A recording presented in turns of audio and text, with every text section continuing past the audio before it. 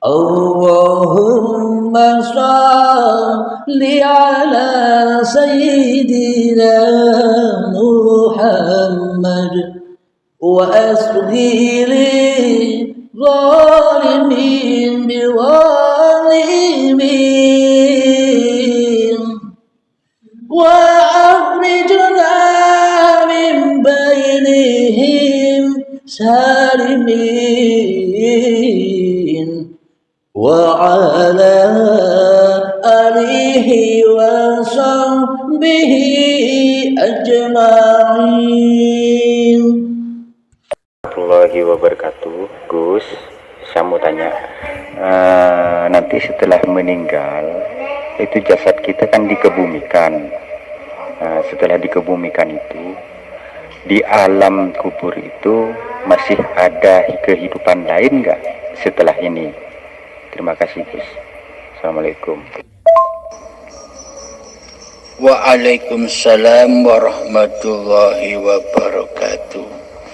Menurut tatanan syariat, alam-alam gaib itu akan terjadi ketika badan sudah mati, yakni alam kematian, alam kubur, siksa kubur, hari kiamat, hari kebangkitan, hari akhirat, hari timbangan, wad siratal mustaqim, neraka, surga.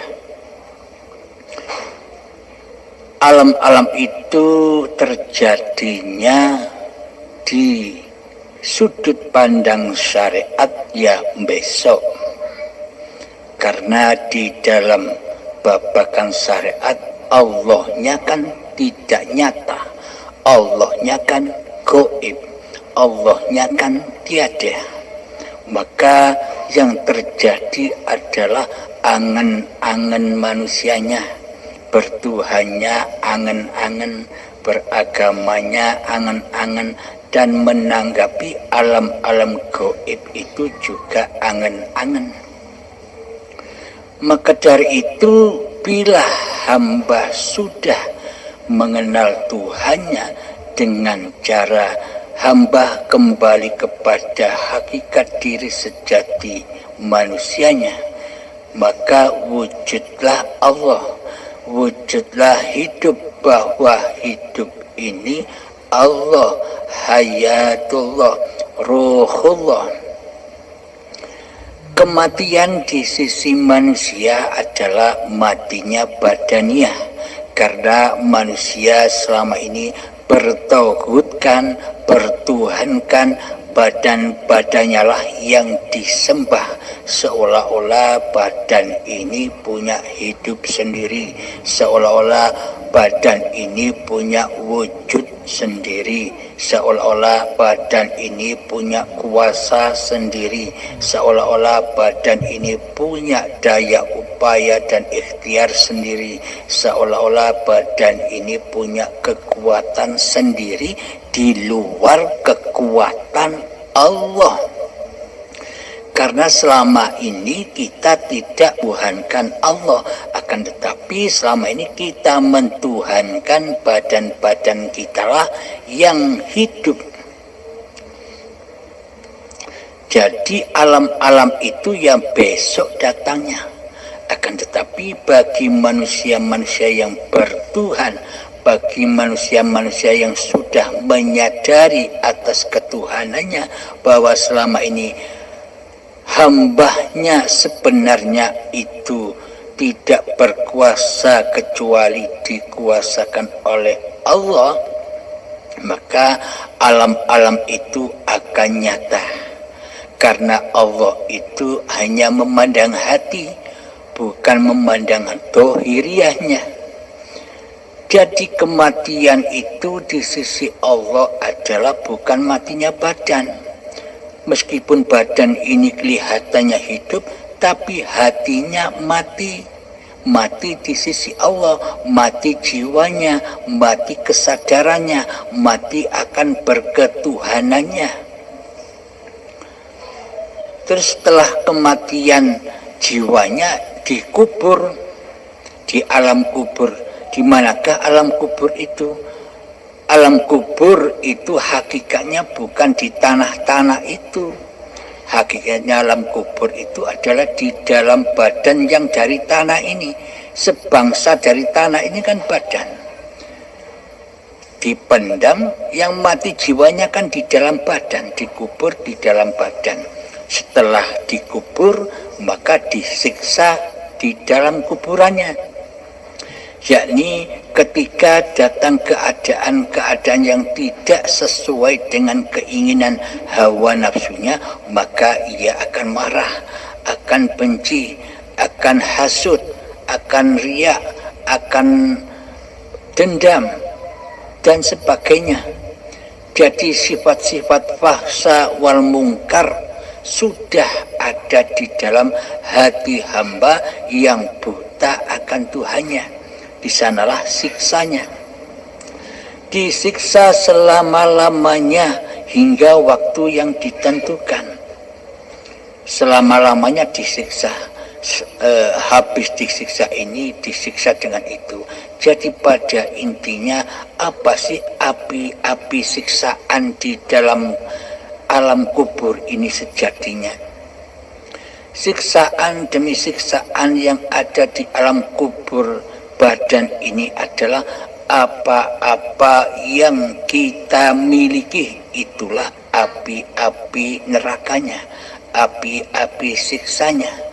Badan kita akui sebagai milik kita, disiksa di dalamnya.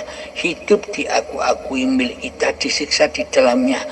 Anak, istri atau suami kita akui sebagai milik kita, ya disiksa di dalamnya.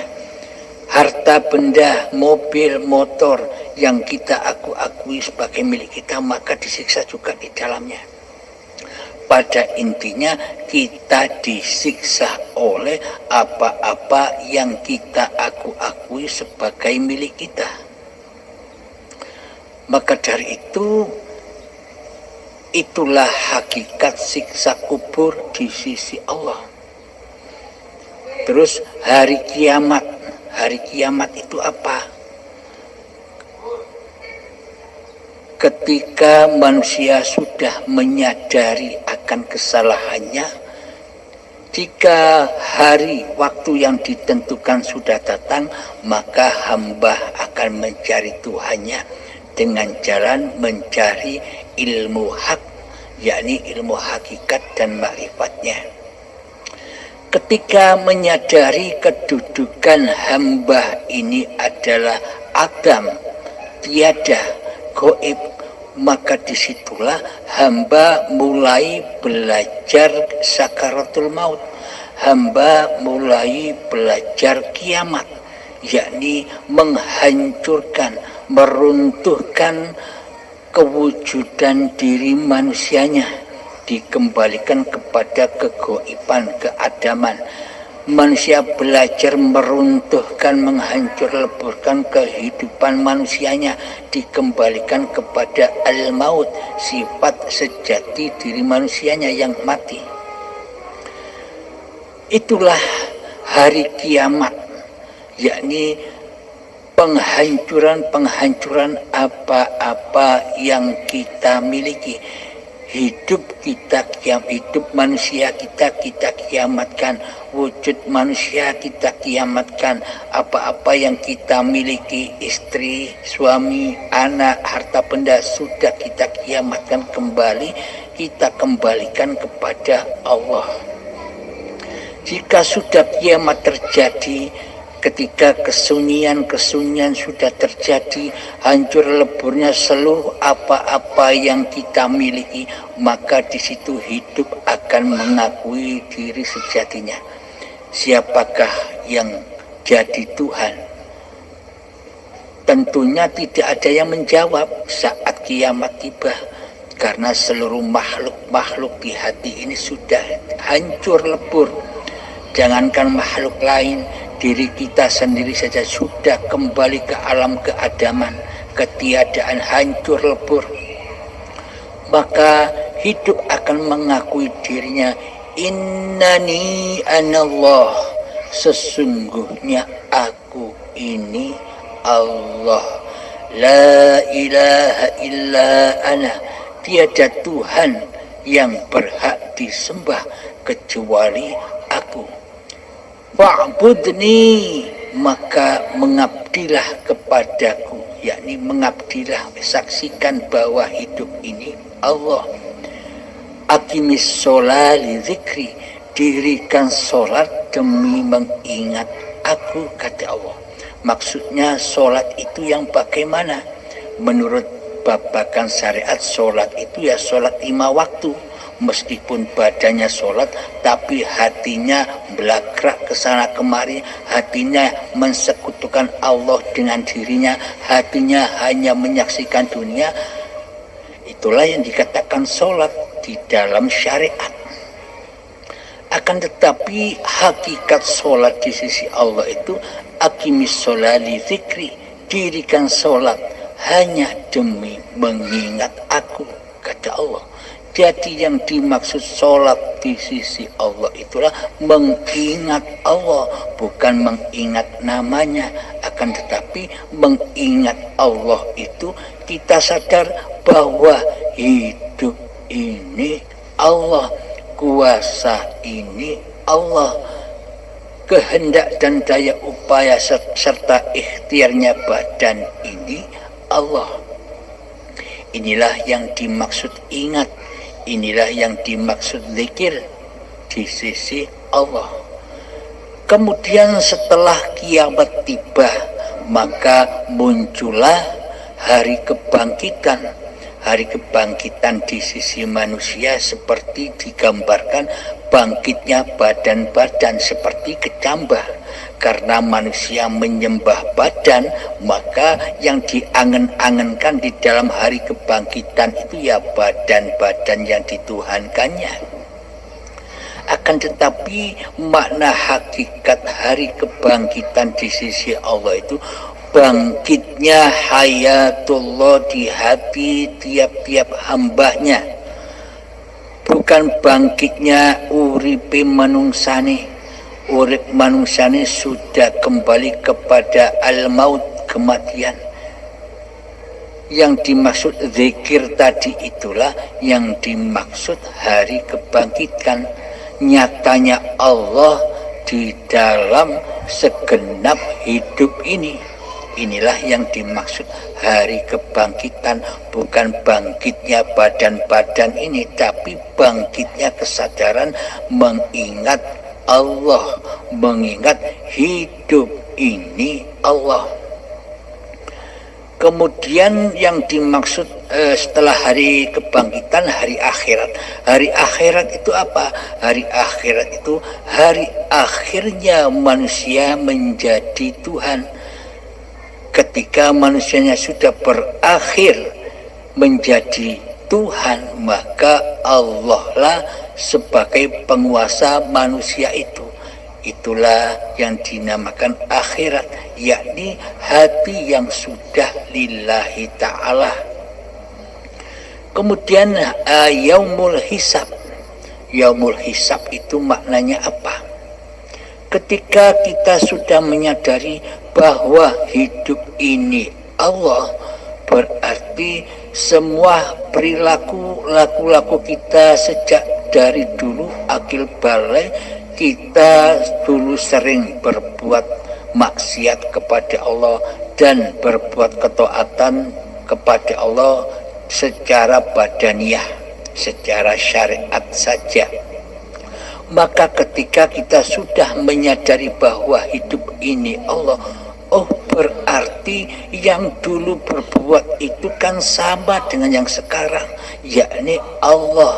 Jika sudah Allah yang maha suci, yang maha besar, yang maha kuasa, yang menguasai ciptaannya, yakni diri manusia kita, maka apa yang harus dihisab? Kalau semuanya sudah Allah yang maha suci, maka bebaslah manusia dari hisab. Bila manusia menyadari akan berketuhanan bahwa Allah inilah Tuhannya, yakni hayatullah, bahwa hidup ini Allah, maka manusianya kan sudah tidak ada, tidak wujud lagi, alias gaib dan mati. Seperti kita dulu sering menggaibkan Allah. Nah, jadi gaibkanlah manusia kita seperti kita menggaibkan Allah sebelum kita mengenal Allah. Itulah caranya bertuhankan Allah, yakni hati menyadari bahwa Allah lah penguasa diriku. Jadi hamba sudah tak ikut-ikut lagi mengatur syariat-syariatullah, karena hambanya sudah tidak ada, maka hambanya sudah tidak bisa bersyariat lagi, karena seluruh syariat itu adalah syariatullah, af'alullah. Inilah yang dimaksud yaumil hisab. Jadi bila sudah yang maha suci yang berkuasa atas diri ini, maka semuanya akan suci kembali seperti layaknya bayi. Terus wassiratal mustaqim, wassiratal mustaqim itu diibaratkan saking sulitnya untuk melewatinya, diibaratkan oleh manusia dari rambut masih dibelah 7 dan tajamnya 1000 pedang. Mana mungkin manusia bisa lewat, wong ndak kelihatan. Mana mungkin manusia bisa berperang melawan iblis dan setan, wong iblis dan setan masih kita anggap gaib. Maka ketika sudah nyata iblis dan setan, yaitu diri kita sendiri, maka kita bisa berperang di dalam wassiratal mustaqim. Jadi wassiratal mustaqim itu hakikatnya sangat amatlah luas di seluruh keadaan kehidupan kita ini.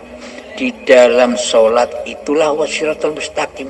Di dalam sholat itu kita bisa bertemu wajahullah, apa bertemu dengan dunia.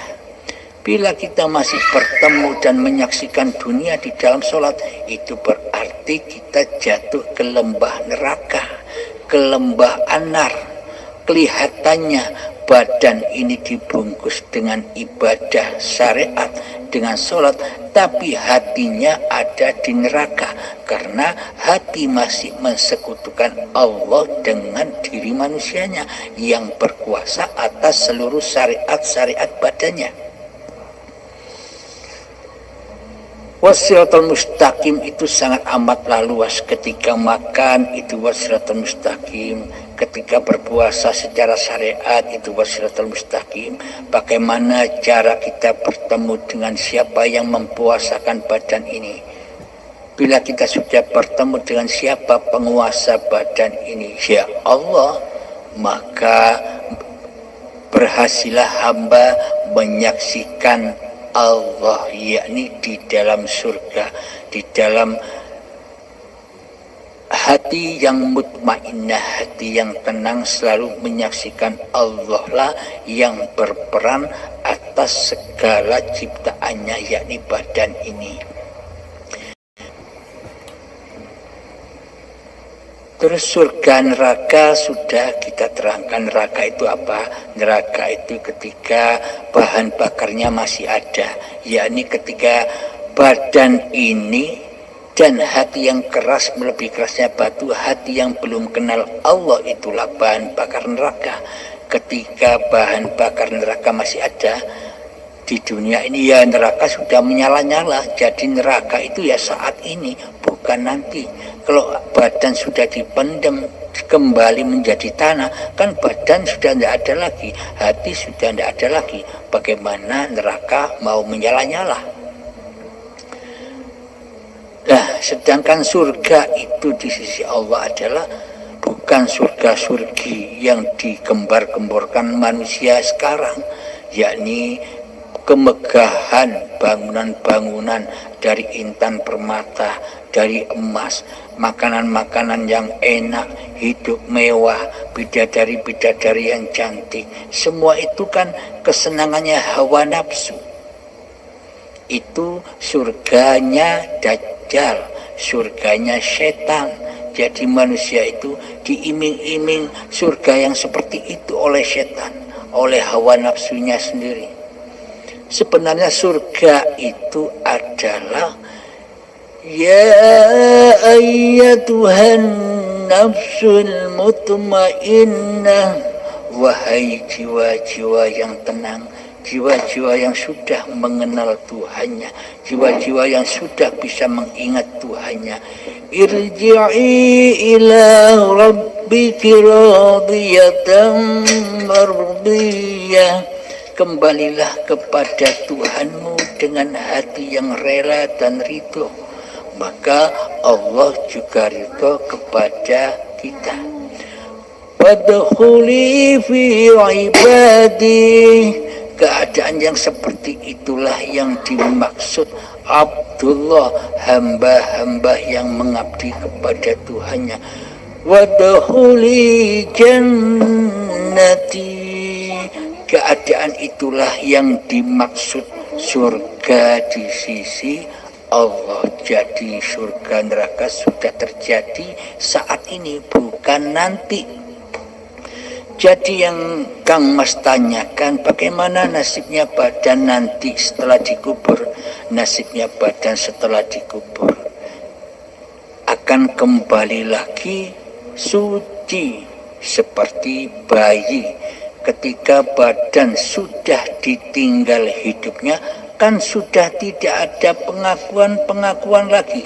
Ini badanku, ini hidupku, kan sudah bebas manusianya. Seperti waktu bayi kan kita masih goib, tidak ada, tak bakal bisa mengakui keadaan bayi. Ketika dulu bayi Anda saya potong-potong, saya kasihkan buaya atau saya kasihkan kepada harimau daging-daging bayi itu, kira-kira Anda merasakan sakitnya? Kan tidak, karena Anda belum ada, masih goib. Meskipun kayaknya meskipun badan-badan bayi dan hidup bayi itu masih ada, tetapi Anda kan belum ada, belum wujud, belum nyata, belum datang. Anda tak akan merasakan sakit karena Anda tidak ada. Apa yang menjadikan manusia itu merasa sakit? Yang menjadikan manusia itu merasa sakit adalah ketika hidup dan badan ini diakui sebagai miliknya. Itulah anar, itulah jahanam. Jadi nasib badan yang sudah mati, badan yang sudah tak ada hidupnya itu saya potong-potong lalu tak kasihkan buaya sama harimau, kira-kira Anda merasakan sakit apa enggak?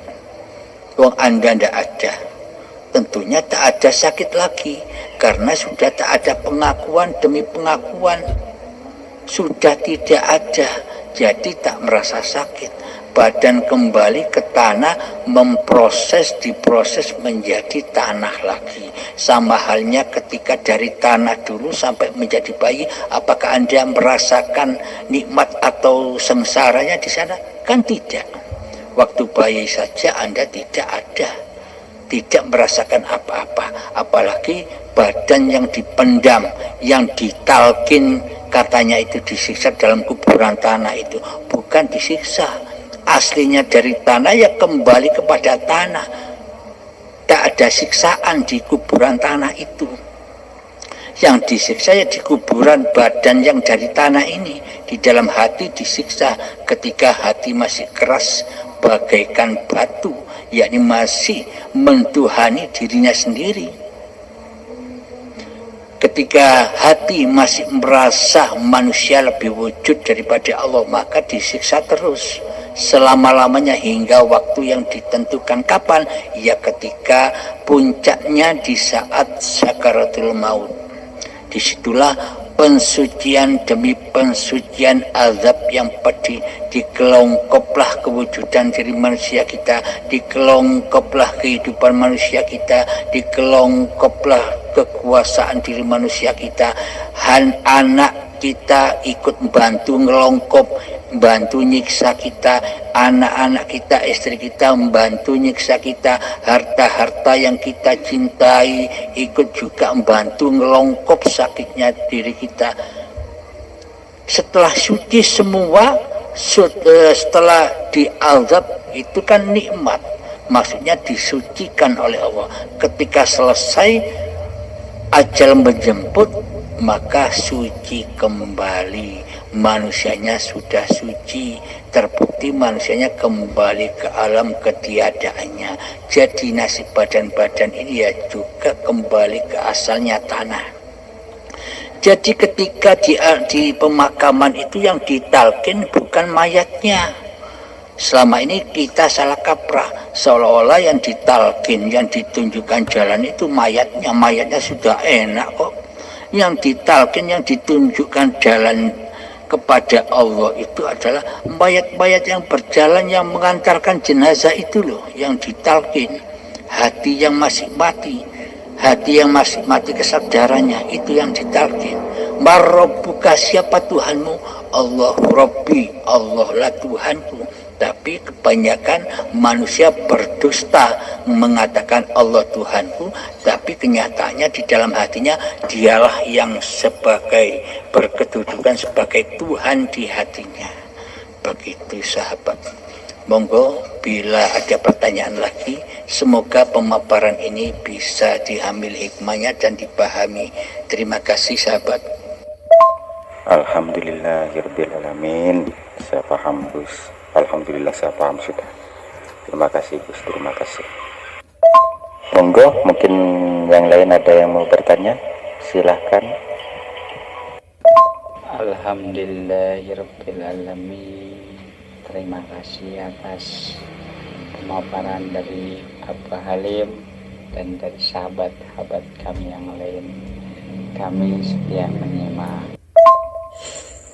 Alhamdulillahirrabbilalamin. Untuk pemaparan ini insya Allah kami bisa memahami, Kang. Cuma yang mengganjal di hati kami, bagaimana dengan orang yang tidak sesuai dengan waraditu lakumul Islam Madinah. Mohon dijelaskan, Kang. Terima kasih. Kami siap menyimak saja Kang Mas. Dan kalau boleh jujur, kami tak sanggup untuk uraikan. Karena apa? Karena kebodohan diri kami tak memahami. Jadi kalau yang tak dipahami disampaikan nantinya dusta. Jadi jujur aja kepada diri sendiri. Islam yang rahmatan lil alamin.